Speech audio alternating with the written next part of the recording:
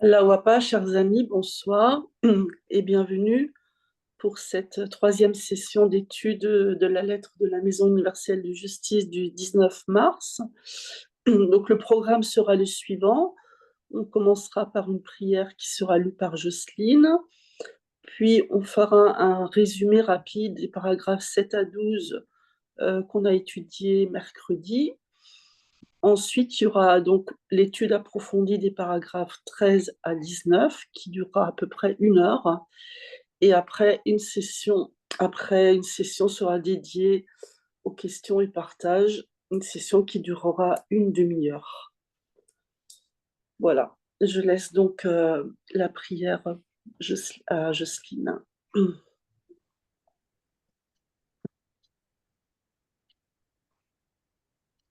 Sélection des écrits de Baha'u'llah. Voici le jour où l'océan de la miséricorde de Dieu a été manifesté aux hommes, le jour où l'étoile du matin de sa tendre bonté a répandu sur eux son éclat, le jour où les nuées de ses bienfaits ont enveloppé l'humanité tout entière. L'heure est maintenant venue de réconforter et de rafraîchir les opprimés au souffle de la brise vivifiante, de l'amour et de la fraternité, et dans les eaux vives de l'amitié et de la charité. Soyez indulgents et bienveillants, et aimez-vous les uns les autres. S'il s'en trouve parmi vous qui soient incapables de saisir une certaine vérité, ou qui doivent faire effort pour la comprendre, entraînez-vous avec eux dans un esprit d'extrême bonté et de parfaite bonne grâce. Aidez-les à voir et à reconnaître la vérité, sans vous estimer le moins du monde supérieur ou mieux doué. Tout le devoir de l'homme est en ce jour d'obtenir la part du flot de grâce que Dieu lui destine. En conséquence, que personne ne s'attache à considérer la capacité du récipient. La part des uns peut tenir dans le creux de la main, celle des autres remplir une coupe ou même un gamme. Chacun doit chercher en ce jour ce qui servira le mieux la cause de Dieu. Celui qui est l'éternelle vérité en répond pour moi. Rien, absolument rien en ce jour ne peut nuire davantage à cette cause que la discorde, les dissensions, les disputes, l'empathie et l'apathie parmi les aînés de Dieu. Évitez-les donc avec soin et efforcez-vous d'unir étroitement les cœurs des hommes au nom de celui qui est l'unificateur, l'omniscient, le très sage. Priez le seul vrai Dieu, qu'il vous soit permis de goûter à la saveur des œuvres qui sont accomplies dans son chemin et de participer à la douceur de l'humilité et de la soumission consentie pour l'amour de lui. Oubliez-vous et tournez vos regards vers vos semblables. Tendez vos énergies vers ce qui peut servir à l'éducation des hommes. Rien n'est et ne peut être caché à Dieu. Si vous suivez sa voie, d'incalculables et impérissables bénédictions pleuvront sur vous en récompense. Telle est la lumineuse tablette dont les versets ont coulé de la plume de celui qui est le Seigneur de tous les mondes. Méditez-la en vous-même et soyez de ceux qui en observent les préceptes.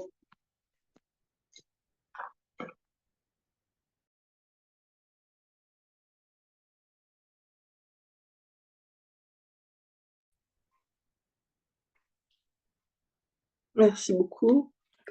Donc, on va faire un petit résumé des paragraphes 7 à 12. Alors, le résumé du paragraphe 7, le mariage bahaï se veut un mariage équilibré, respectueux et constructif, dépassant les modèles traditionnels limitants. Un résumé du paragraphe 8, une famille bahaï est un espace d'équité, de croissance spirituelle et de soins mutuels où chacun est également respecté et responsable. Le résumé du paragraphe 9. La famille Baha'i est un partenariat dynamique où l'égalité, le respect mutuel et le développement commun sont prioritaires. Le paragraphe 10. L'éducation Baha'i vise à former des individus spirituellement riches, socialement responsables et animés par le désir de servir l'humanité. Le paragraphe 11.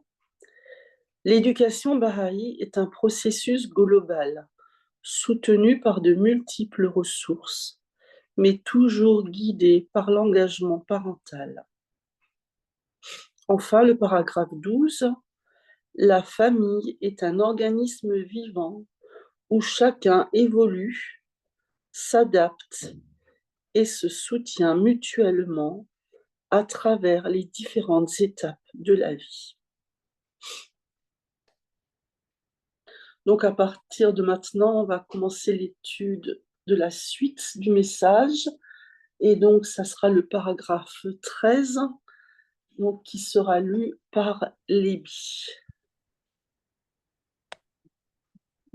Alors, les amis, la signification d'une gestion.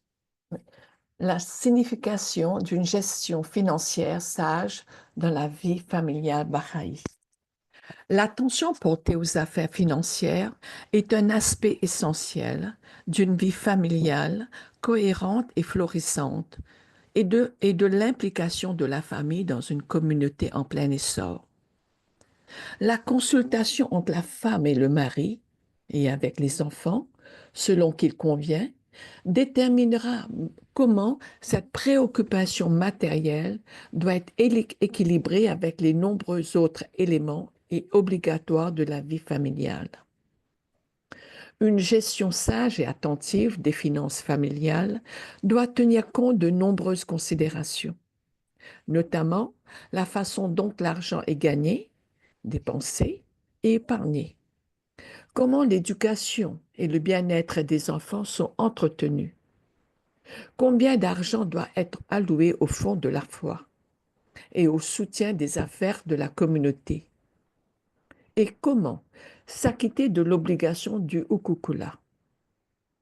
En répondant à ces questions et à d'autres semblables, la famille offre un espace pour apprendre en pratique la générosité, la responsabilité, la différence entre les besoins et les désirs, ainsi que la gestion des moyens matériels. Merci, David.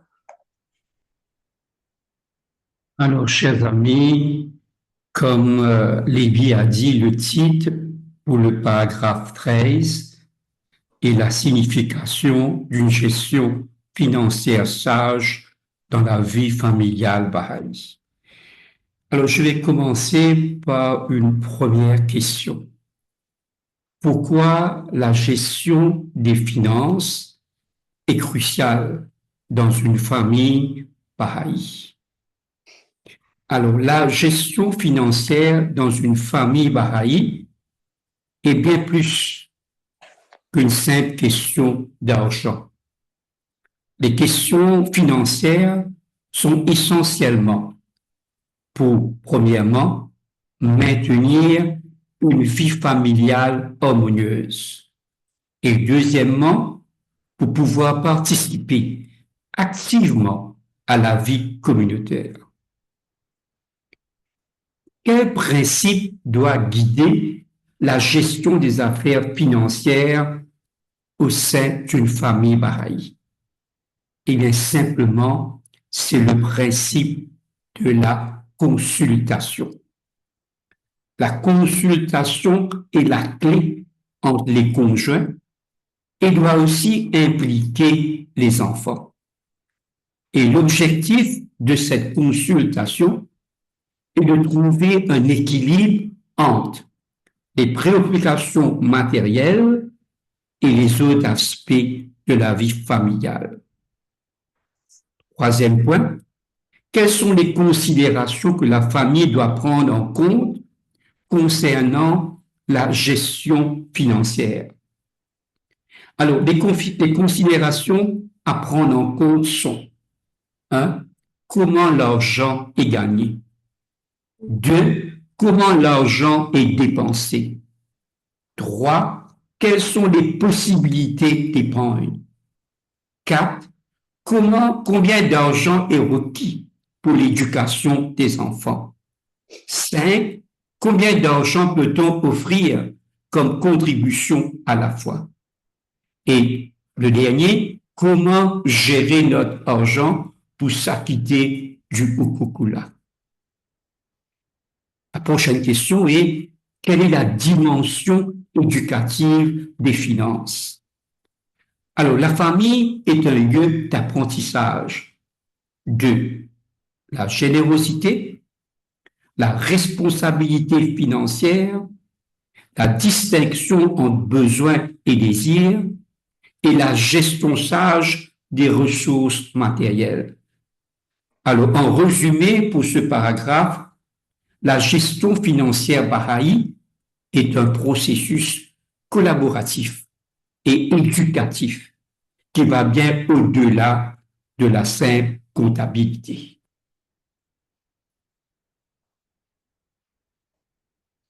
Merci David. Donc le paragraphe 14 sera lu par Jocelyne.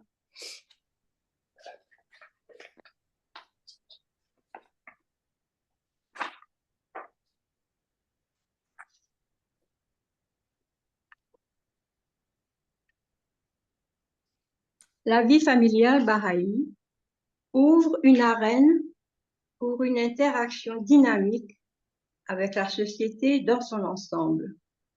Cette interaction s'épanouit lorsque les membres de la famille s'efforcent d'exprimer dans leur vie les enseignements fondamentaux baha'i.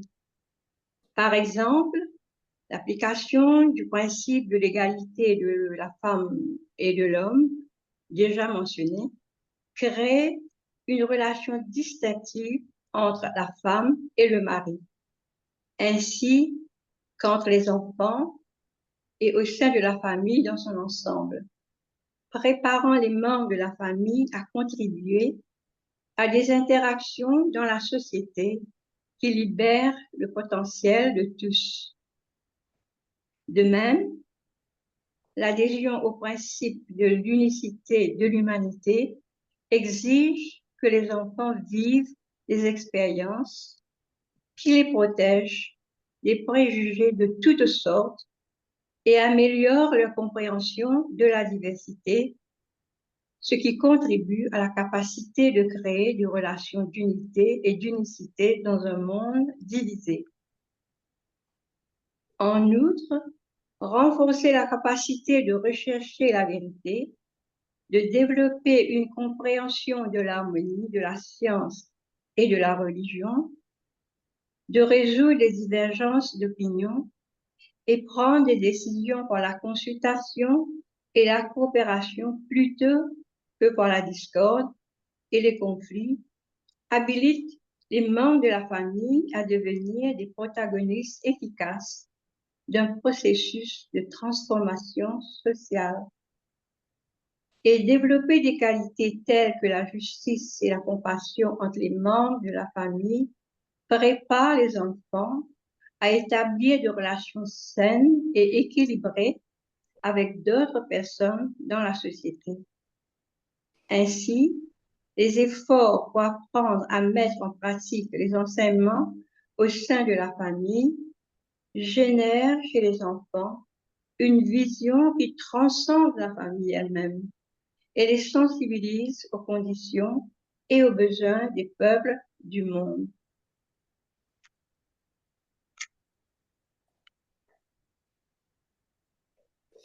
Merci David.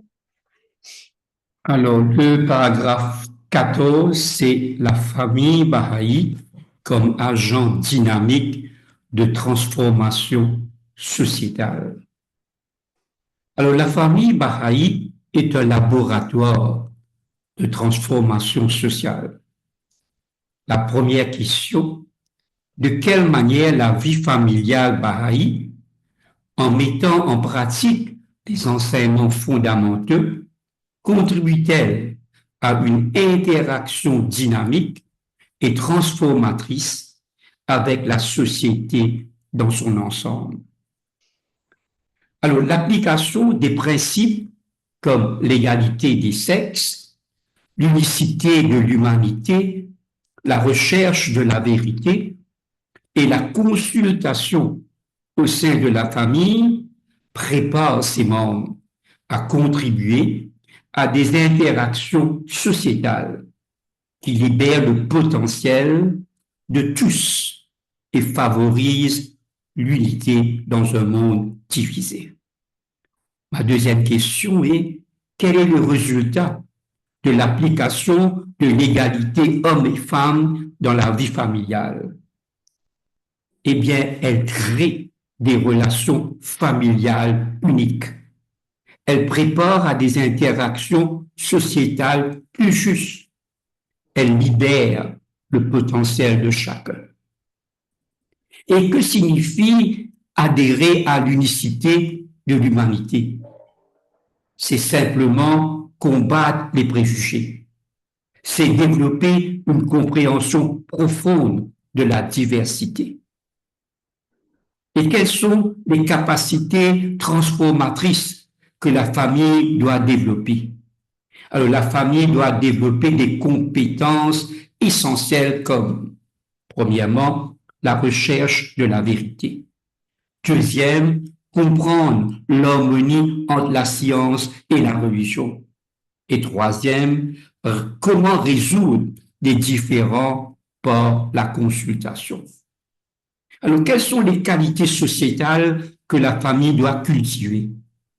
La famille doit développer des vertus comme la justice, la compassion et se préparer pour des relations sociales saines. Et quel en sera le résultat de ces efforts familiaux? Ces efforts familiaux vont permettre de comprendre les conditions mondiales, de percevoir les besoins globaux et agir de manière responsable. En résumé, cette paragraphe dit que la famille Baha'i est un crucible où se forgent les valeurs et les capacités nécessaires à la transformation sociale. Merci beaucoup. Donc le paragraphe 15, et ça sera Vanessa.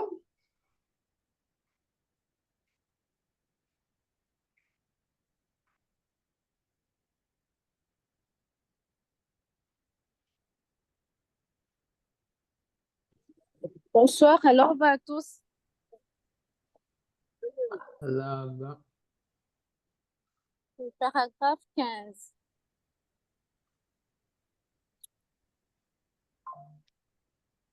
Cultiver un nouveau modèle de vie familiale permet également de contrer les forces des désintégrations qui sont une caractéristique indissociable d'une époque en transition. Ces forces qui assaillent la société ont particulièrement affecté la famille, rompant ces liens qui faisaient payer un lourd tribut à ses membres, en particulier aux enfants. Ils peuvent exposer le membre de la famille à certaines des pathologies sociales le plus destructrives.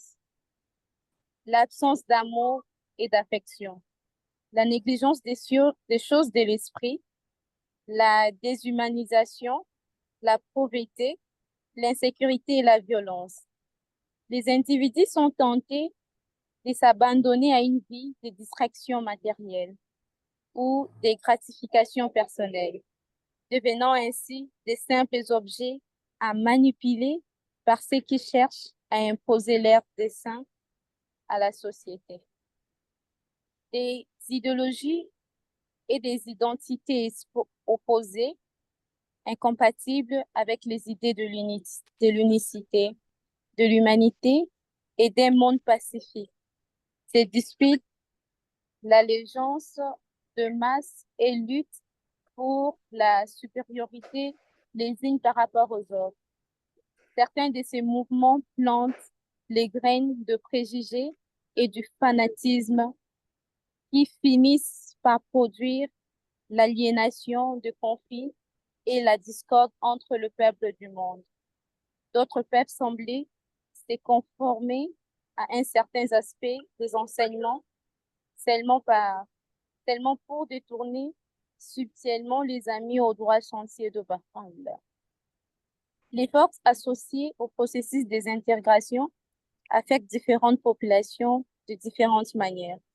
La famille et la communauté dans son ensemble devront apprendre à examiner les circonstances existantes, à saisir la nature et l'impact de ces forces et à s'en remettant pleinement à l'assistance divine, à élaborer des mesures préventives et correctives pour surmonter les tempêtes tumultueuses d'une époque pèlerineuse. Merci, Larissa. Donc, David. Alors, le titre pour le paragraphe 15, c'est contrer les forces de désintégration dans la vie familiale bahaï. Alors, je commence toujours par une question. Que faut-il faire pour résister aux forces de désintégration sociale? Il faut créer un nouveau modèle familial. Mais d'abord, essayons de saisir le contexte social dans lequel nous vivons actuellement. Aujourd'hui, il existe des forces puissantes qui menacent l'intégrité familiale.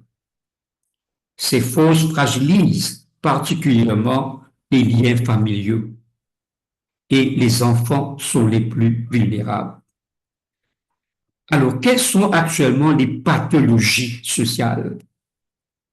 Eh bien, elles comprennent, premièrement, un manque d'amour. 2, la négligence spirituelle. 3, la pauvreté. 4, l'insécurité. Et 5, la violence. Et quelles sont les tentations individuelles? Alors, premièrement, un attrait des distractions matérielles, la recherche de gratification personnelle et l'égocentrisme. Et quelles sont les sources de division? La confrontation d'idéologies différentes, des identités contradictoires et la fragmentation sociale.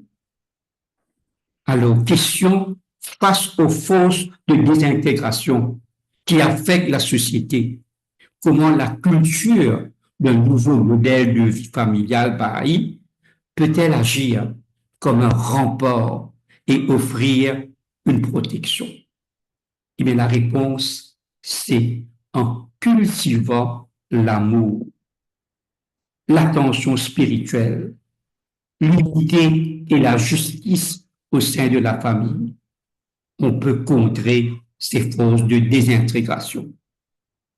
Les familles et les communautés doivent analyser ces forces et élaborer des mesures pour les surmonter avec l'aide divine. En résumé, construire une famille bahaï résiliente, c'est créer un rempart contre les forces sociales destructrices. Merci, David. On peut passer au paragraphe 16. Donc, c'est Shirley.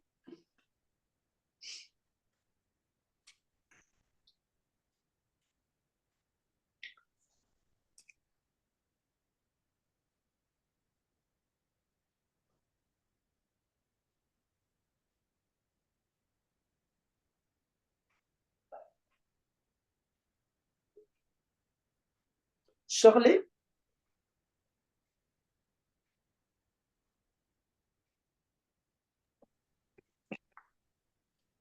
Association intime des membres de la famille et leur désir sincère de servir les autres ouvre un espace social unique. Un foyer Baha'i dynamique et un élément irremplaçable dans le processus de construction communautaire à la base, dans l'environnement aimant du foyer. Les membres de la famille se soutiennent mutuellement pour devenir des protagonistes capables et confiants du plan divin. Il accueille et aide les autres à jouer un rôle dans la formation de la société. Dans un foyer Baha'i, l'hospitalité chaleureuse se combine avec l'éveil spirituel et le progrès intellectuel grâce aux activités que chaque famille Baha'i peut offrir dans son foyer. Elle peut démontrer un mode de vie qui peut être imité par tous ceux qui cherchent à contrecarrer les forces de division qui alimentent le mécontentement, les conflits et l'intérêt personnel, et à tisser les liens de confiance, de coopération et d'action constructive dont dépend une communauté saine. De fait, dans divers groupements à travers le monde, des groupes de familles ouvrent déjà leur maison et travaillent ensemble pour aider à consolider les activités locales et à étendre considérablement leur portée de leur influence.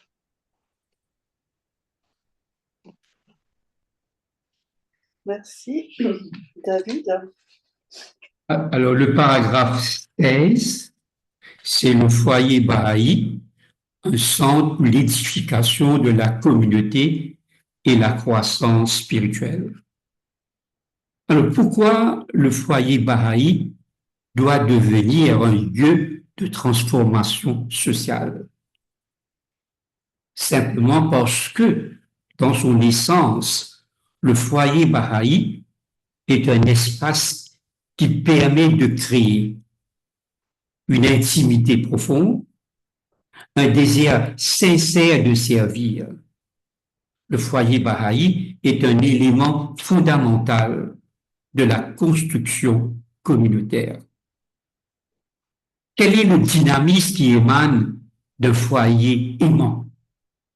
Dans un foyer Baha'i aimant, les membres se soutiennent mutuellement, deviennent des acteurs du plan divin, accueillant les autres pour transformer la société. Et quelles sont les caractéristiques du foyer Baha'i? Le foyer Baha'i combine 3 dimensions essentielles. 1, l'hospitalité. 2, l'éveil spirituel. Et 3e, le progrès intellectuel. Et quel est l'impact sociétal du foyer Baha'i? Le foyer Baha'i démontre un mode de vie qui lutte contre la division, réduit les conflits et combat l'intérêt personnel. Et le foyer Baha'i tisse des liens de confiance et de coopération. Alors, comment les foyers Baha'i contribuent aux dynamiques communautaires? Eh bien, les familles Baha'i ouvrent leurs maisons avec pour objectif de renforcer les activités sociales. En résumé, le foyer Baha'i est un microcosme de transformation sociale où l'amour, le service et l'ouverture d'esprit créent un terreau fertile pour le changement communautaire. Merci David. Alors, le paragraphe 17 sera lu par Peggy. Le concept d'une vie de service cohérente est aussi pertinent pour la vie de la famille que pour la vie d'un individu. Les exigences et les opportunités complexes qui se présentent à la famille évoluent continuellement au fil du temps. De façon générale, avancer ensemble sur le sentier du service fortifie la famille et l'aide à s'acquitter de ses nombreuses responsabilités à chaque étape de la vie de ses membres. À certains moments, lorsque la possibilité d'un service plus exigeant se présente, que ce soit pour un membre ou pour la famille dans son ensemble, les liens de soutien au sein d'une famille baha'i dévouée peuvent rendre possible l'acceptation sans réserve de tels efforts empreints de sacrifice. Dans de tels moments, il est vital de garder à l'esprit la nature essentielle du sacrifice qui, comme l'explique Abdul Baha, est d'abandonner les préoccupations de la condition humaine pour les choses de Dieu. Le sacrifice rend possible un plus grand service, mais ce n'est pas la famille elle-même qui doit être sacrifiée. Merci. David?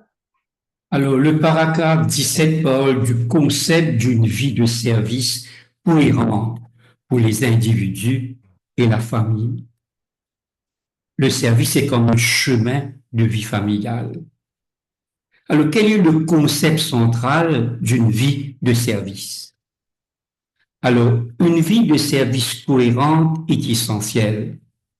Elle concerne à la fois la famille dans son ensemble et aussi chaque individu personnellement. Quelle est la force qui émerge du service partagé?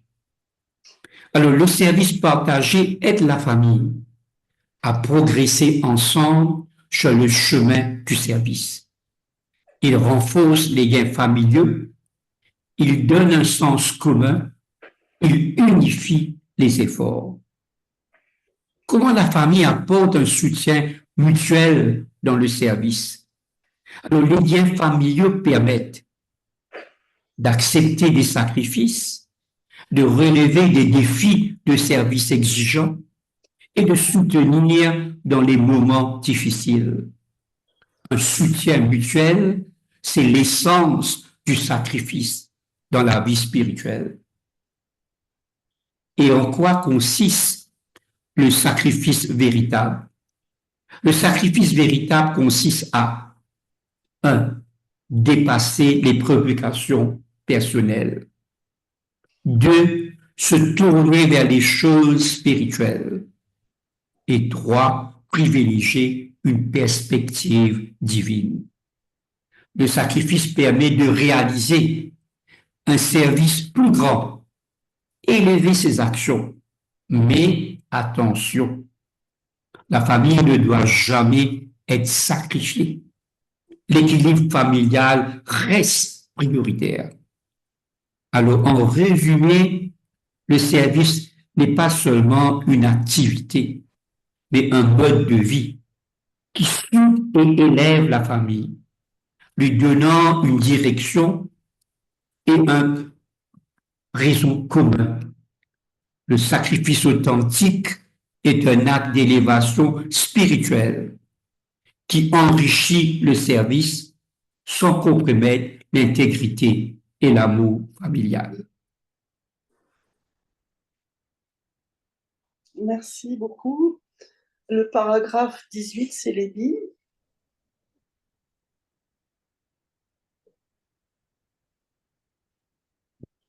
Oui, j'attends le paragraphe. La famille. Paragraphe 18. Oui, ok. Oui, parfait. Le rôle croissant et crucial des familles bahaïs dans le progrès du plan divin. Lorsque nous examinons les progrès du plan de 9 ans, nous sommes remplis d'admiration et de profonde reconnaissance pour les efforts dévoués des amis. Dans divers contextes à travers le monde, nous observons un éventail d'activités empreintes de sacrifices résultant de la coopération d'individus, de communautés et d'institutions, alors que les amis mobilisent des populations désireuses de s'engager dans un processus de construction communautaire, lancent une série de projets pour l'éducation et l'amélioration sociale, porte le travail de la foi dans de nouveaux endroits et harmonise les nombreux engagements inhérents à une vie de service cohérente. Et malgré les entraves de l'oppression ou les bouleversements d'un monde désordonné, les amis persévèrent dans leur noble objectif. D'innombrables âmes dans le monde entier s'efforcent, dans les limites de leurs circonstances et de leurs capacités, de libérer le pouvoir de reconstruction de la société de la foi à des degrés encore plus élevés. À ces fins, le rôle joué par les familles bahaïs sera de plus en plus nécessaire et déterminant dans les années et les décennies à venir. Tous les amis ont une contribution vitale à apporter pour renforcer cette composante essentielle de la vie bahaï. Merci beaucoup, David. Alors, le rôle croissant et crucial des familles bahaïs dans le progrès du plan divin, tel est le titre du paragraphe 18. Et je vais commencer par une première question. Quelle est l'importance accordée au rôle des familles bahaïs dans la réalisation des objectifs du plan de 9 ans et dans le progrès futur de la foi? Alors, le rôle des familles bahaïs est considéré comme de plus en plus nécessaire et déterminant dans les années et les décennies à venir pour libérer le pouvoir de reconstruction de la société de la foi. Tous les amis sont encouragés à contribuer au renforcement de cette composante essentielle de la vie bahaï. Alors, qui sont impliqués dans ces efforts combinés? Alors, ces efforts combinés impliquent les individus, les communautés et les institutions, avec comme résultat une variété d'activités de sacrifice. Alors, quelles sont les actions concrètes des amis? Alors, les amis mobilisent leurs énergies pour, premier, construire des communautés, deuxième, lancer des projets éducatifs, troisième, promouvoir l'amélioration sociale et quatrième, répandre la foi dans des nouveaux territoires. Quelle est la résilience des amis face aux défis? Alors, malgré les obstacles, les amis persévèrent et restent déterminés. Quel est le rôle crucial des familles bahaïs dans le plan divin? Eh bien, l'importance des familles bahaïs dans le plan divin, elle est grandissante, elle est déterminante. Chaque ami a une contribution vitale à apporter. En résumé, le plan de 9 ans est un mouvement dynamique où chaque contribution individuelle et collective est essentielle pour transformer la société. Merci. Et donc, on termine avec le paragraphe 19 qui sera lu par Lévi. Le foyer bahaï comme havre de paix et de joie. Mon foyer est un havre de paix, aurait dit Abdu'l-Baha. Mon foyer est un lieu de joie et de délices. Mon foyer est une maison pleine de rire et d'exaltation. Quiconque franchit les portes de ce foyer doit en sortir avec un cœur joyeux. C'est le foyer de la lumière. Quiconque y entre doit devenir rayonnant. Puissent vos familles et vos foyers, chers amis, devenir de plus en plus un refuge et un pilier pour soutenir toute l'humanité. Signé la Maison universelle de justice. Merci. David. Alors, nous abordons le dernier paragraphe de ce message très profond, très inspirant, très réconfortant. Alors, le foyer comme havre de paix et de joie. Tel est le titre que j'ai donné à ce paragraphe. Alors, ma première question est pourquoi Abdul-Baha considère le foyer Baha'i comme un havre de lumière et de paix. Mais d'abord, voyons la nature même d'un foyer Baha'i. Pour Abdul-Baha, son propre foyer était un lieu de paix, de source de joie et générateur de bonheur. Alors, quel est le souhait profond d'Abdul-Baha concernant un foyer Baha'i? Alors, son souhait profond est que chaque visiteur qui entre avec un cœur lourd en ressort joyeux et léger. En d'autres termes, le foyer Baha'i doit offrir un accueil chaleureux à tout visiteur. Maintenant, voyons comment Abdul-Baha voyait son foyer. Alors, Abdul-Baha voyait son foyer comme un espace lumineux, une maison de lumière, un endroit qui transforme en ayant la capacité de rendre les visiteurs rayonnants. Et quel est l'espoir d'Abdul-Baha concernant les familles et les foyers Baha'i? Voilà l'espoir d'Abdul-Baha. L'espoir est que les familles et les foyers Baha'i deviennent de plus en plus un refuge et un pilier pour soutenir toute l'humanité. En résumé, pour Abdul-Baha, un foyer est bien plus qu'un simple lieu de vie. C'est un espace de transformation, de guérison et d'amour, capable de rayonner au-delà de ses propres murs. Merci. Merci David. Bien, les amis, maintenant nous avons une demi-heure de questions et de partage. Donc, ceux qui ont envie de partager ou de poser des questions, allez-y.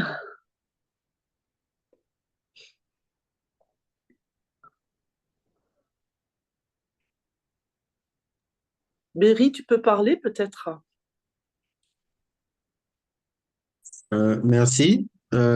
Déjà en écoutant le dernier paragraphe tel qu'il a été euh, expliqué ou partagé par David, une question m'a traversé l'esprit, celle de savoir c'est quoi la différence entre un foyer et une famille. Merci. Alors, qui veut répondre à cette question?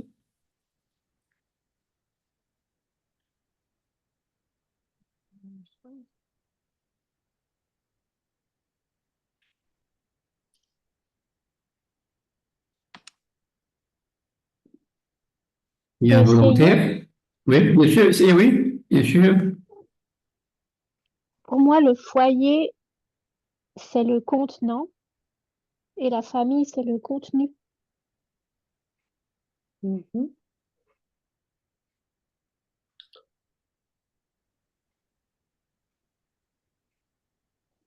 Voilà, je crois que c'est une explication très simpliste, mais très pertinente qui nous fait comprendre la différence.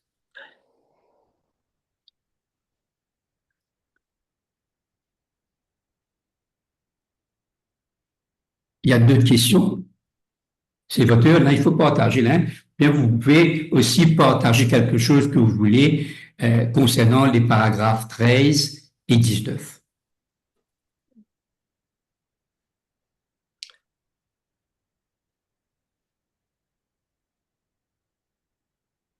Est-ce qu'il y a des questions dans le chat box? Oui, il y a des questions dans le chat. Allez, Coralie, tu peux lire la première question, on va voir. Et les questions de Berry, je ne sais pas s'il veut les poser en live lui-même. Ok, si vous le voulez. La Oui. première question, c'est de savoir à quel âge les enfants devraient participer à la consultation pour la gestion financière. Nous sommes dans le paragraphe 13. Mhm.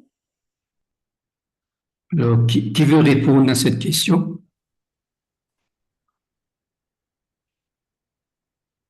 Parce qu'on offre l'occasion à tout le monde de pouvoir participer. C'est pourquoi, OK, on permet à tout le monde de répondre aux questions.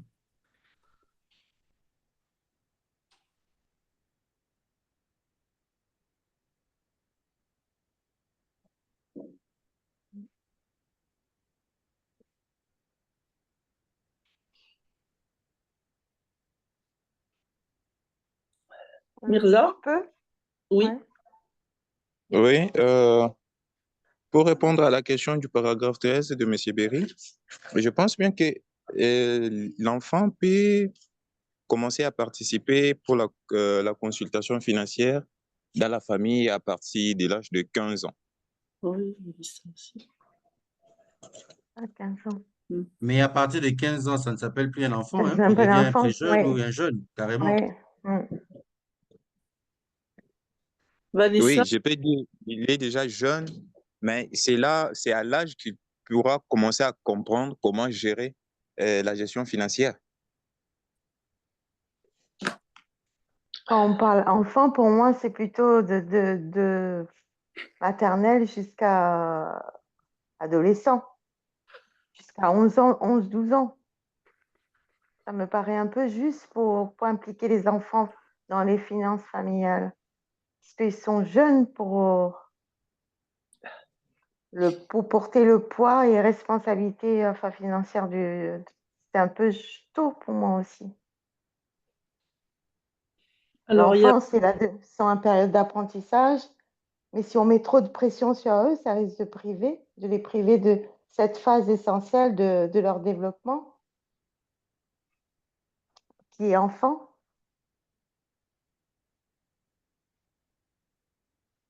Merci. Je Il y a... peux? Oui, oui. Oui, merci. Moi, je veux plutôt que nous revenions à comment nous comprenons c'est quoi la gestion financière. Hmm. Je sais pas, parce que moi, ça me ramène à tout ce qui fait appel à la dépense familiale.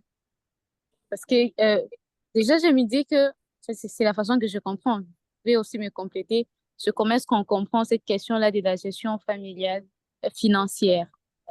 Les enfants peuvent participer à la consultation parce que moi, je ramène avec un exemple, nous voulons faire une dépense à la maison, acheter quelque chose. Et on peut consulter les enfants, voilà.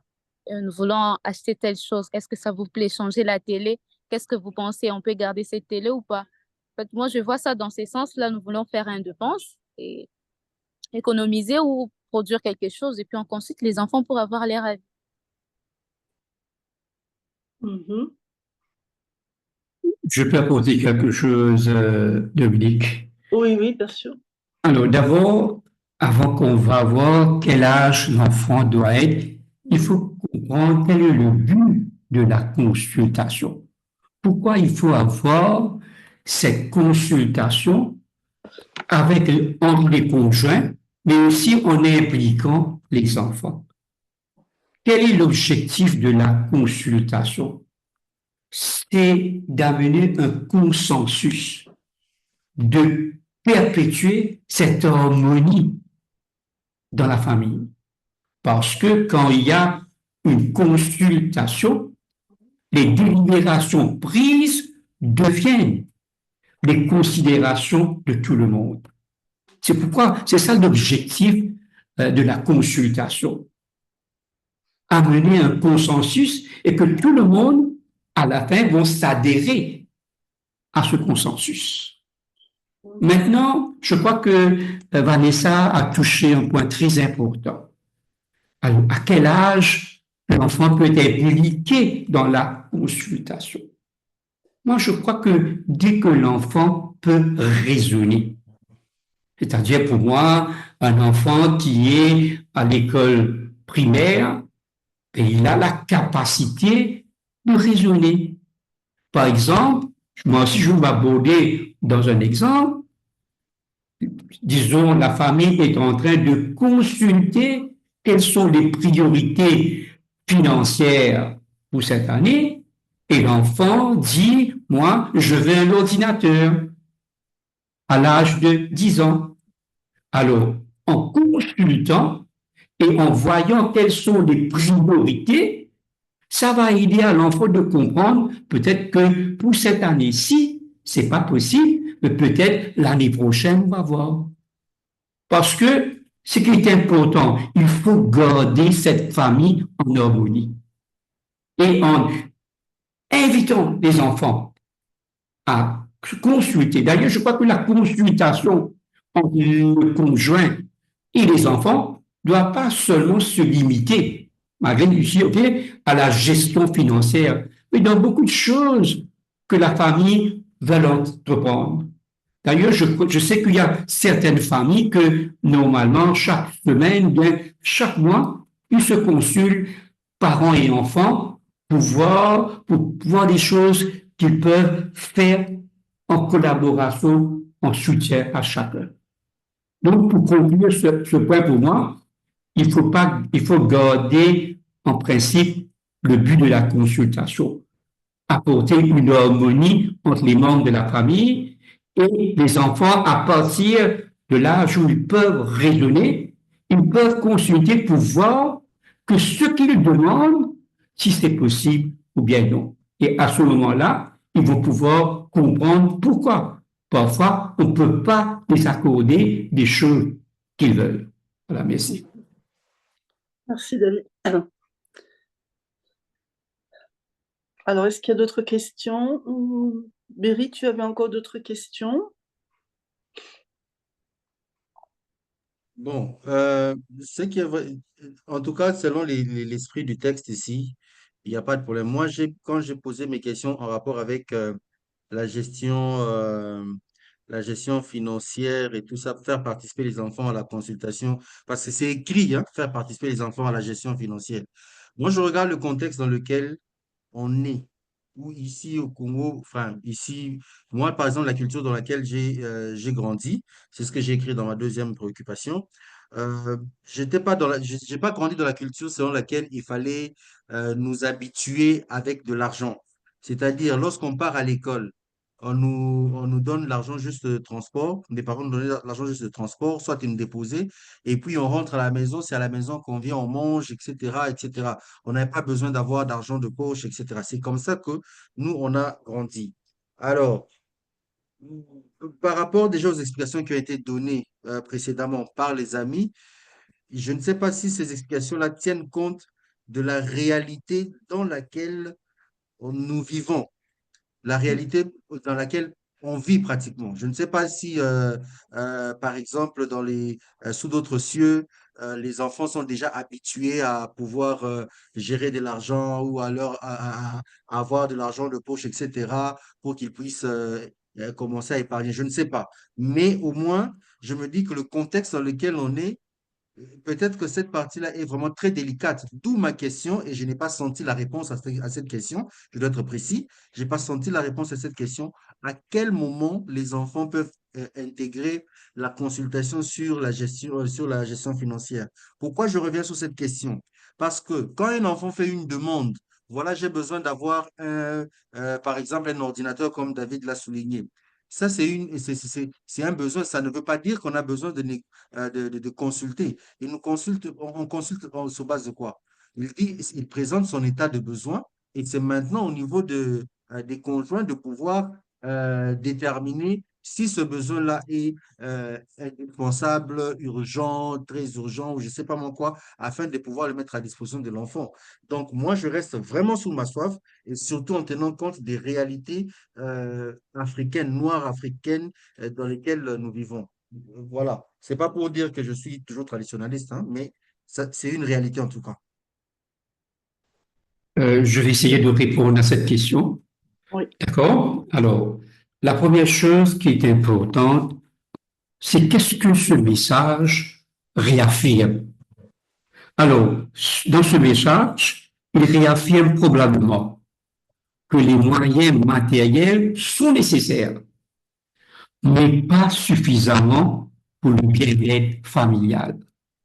il faut pas perdre de vue que tout ce message est axé sur le bien-être familial.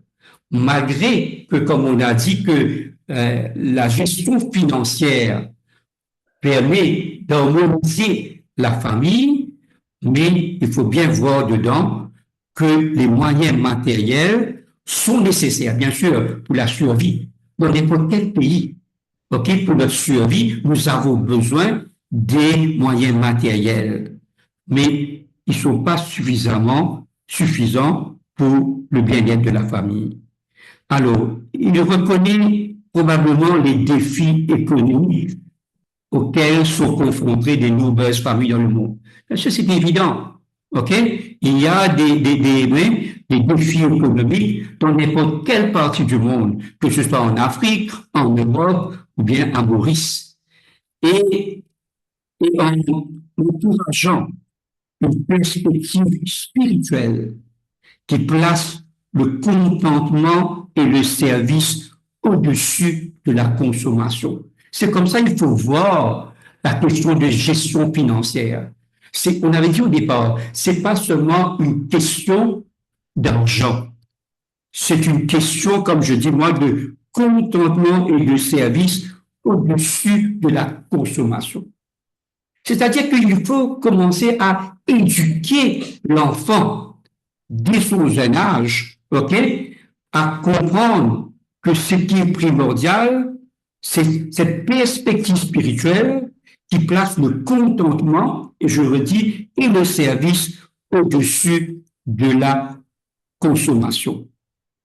Alors, l'orientation pourrait inclure des principes pour les décisions financières qui reflètent les priorités spirituelles, favorisant le détachement des standards matériels, du succès et trouvant de la joie dans le plaisir sain qui renforce les liens familiaux. Alors, il peut souligner comment l'éducation spirituelle des enfants les aide à développer de la résilience face aux défis matériels. Voilà, c'est pourquoi, quand on parle, il faut maintenant penser que c'est un nouveau modèle de société familiale. Et c'est pourquoi l'objectif de ce message est d'inviter les futurs parents de s'adhérer à ces principes, à ce nouvel modèle de vie. Il faut développer chez l'enfant, dès son jeune âge, dès qu'il commence à comprendre ce qu'on attend, il faut que l'enfant développe, on essaie à développer de la résilience face aux défis matériels. Et on sait qu'aujourd'hui, on est surnagé dans des défis matériels. Et comment l'enfant bahaï va pouvoir se distinguer, va pouvoir être résilient face à cette croissance des objets matériels? Mais il faut l'éduquer. Ce qui était un mérite, ce qui était pour toi convenable à ton âge, a changé. Le monde a évolué, le monde a progressé. Nous vivons dans un monde où il y a une réaliste concernant les objets matériels. Il faut protéger l'enfant. C'est pourquoi, quand la maison a écrit ce message, bien sûr, et il y a différentes cultures dans différents pays, mais l'objectif de ce message est d'éduquer les parents et de s'adhérer à ce qui a été dit dans ce message. Et quand les parents vont mettre en pratique ce qui a été dit dans ce message, qu'il y aura une transformation de la société. Si nous aspirons à avoir une société meilleure, il faut mettre en pratique. Bien sûr, on a nos coutumes, mais les coutumes vont changer parce que le monde a changé. On vit dans un nouveau, on vit dans le monde de la diversité. On a nos cultures, mais il y a des principes qu'il faut s'adhérer. Et je crois que quand on commence à s'adhérer à ces principes, c'est ça qui va amener la transformation de la famille et la transformation de la société. Si nous disons que nous voulons créer une société qui avance perpétuellement, ben, il faut commencer avec ce que Abdouba a dit au départ dans le premier paragraphe. La famille est une miniature, le monde en miniature. Donc, il faut commencer à développer, à responsabiliser les enfants de leur jeune âge, les inculquer que ce qui est important, ce ne sont pas les choses matérielles, mais le service et la spiritualité qui vont aider la famille à progresser. Voilà, mais si je suis un peu long, je voulais mettre en face ce point. Non, merci David.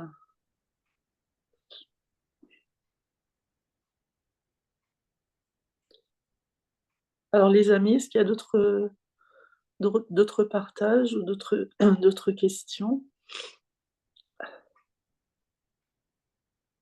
Alors, on va prendre une dernière question, hein, parce que déjà, D'accord. 42, et puis d'autres questions qu'il y a sur le chat, vous envoyez sur notre lien, et je vais répondre, OK, sur le lien. Moi, je vous ai peut-être que quelqu'un peut exprimer, OK, un point de vue, ce qu'il en pense sur ce message brièvement. Si quelqu'un veut, je sais pas, partager quelque chose.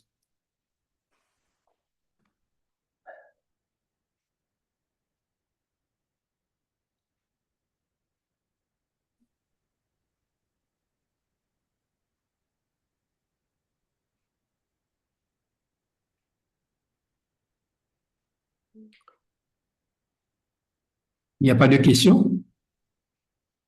Alors, juste pour vous rappeler, alors, avant de conclure, juste pour vous rappeler que mercredi prochain, on aura une vraie discussion ouverte sur le contenu de ce message.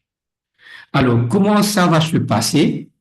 Peut-être demain ou dimanche, je vais publier sur le lien 6 ou 7 questions concernant en général sur le message, et je vous demande de faire un exercice maintenant, de préparer à partir de ces questions ce que vous voulez partager. À ce moment, on pourra avoir une vraie discussion sur des thèmes très précis. Par exemple, il y a une question qui me tente et que j'ai envie qu'on élabore dessus mercredi. Comment les familles monoparentales s'intègrent dans ce message? C'est une question très importante et c'est pourquoi, alors, ce sont des questions que je vais préparer et que je vais publier et que je vais inviter. Il faut que chacun fasse un petit travail, un petit effort, OK, pour que ce soit réellement une vraie discussion. Alors, je vais essayer d'animer. Moi, je vais seulement poser les questions et puis orienter vos pensées. Vous aurez au moins 3 jours pour pouvoir préparer les questions. Maintenant, si vous avez bien sûr d'autres questions que vous voulez prendre ce jour-là, on va le faire. Mais ce sera seulement une heure de questions et réponses ou de partage. Je voudrais aussi que ce jour-là, quelqu'un parmi vous nous dise son assentiment, comment il a vécu cette étude, quelles ont été, parce que c'est important, quelles ont été nos lacunes, quelles ont été nos forces. Comme ça, on peut améliorer. Parce que c'est important. C'est important qu'on a beaucoup d'idées pour qu'on puisse améliorer la qualité des activités qu'on offre. Voilà, merci. Merci beaucoup. Bien, les amis, je pense s'il n'y a plus de questions, on va clôturer. Donc, eh bien, rendez-vous mercredi prochain. Merci à tous pour votre présence. Merci à David. Merci à Coralie pour sa coopération. Merci aux lecteurs. Merci à tout le monde. Et bonne soirée. et à la semaine prochaine. Merci. Au revoir. Merci. Merci. Au revoir. Merci beaucoup. Prompt rétablissement, Dominique. Je vois Merci que vous êtes beaucoup. enrhumé. Bye. Oui, merci beaucoup. Merci tout le monde. Au revoir. Au Bye revoir. bye. Merci à Coralie, tous. il faut Au que tu revoir. arrêtes l'enregistrement, Coralie. Oui, Oui, je je coupe éteins. Maintenant, voilà.